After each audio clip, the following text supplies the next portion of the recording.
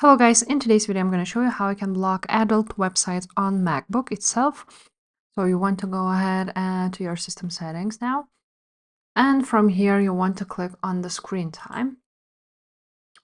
On the screen time you want to scroll down until you see restrictions, content and privacy.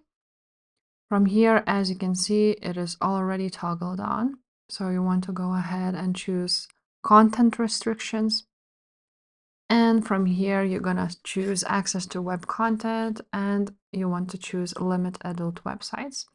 And you can also customize them. You can go ahead and choose some allowed versions or some specifically restricted ones.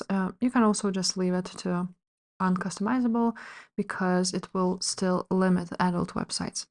And that's basically it. You add the restricted URLs here, click done, and you will now have your limited adult websites on your MacBook. If this video was helpful, please leave a like, subscribe to this channel, and I will see you next time. Bye.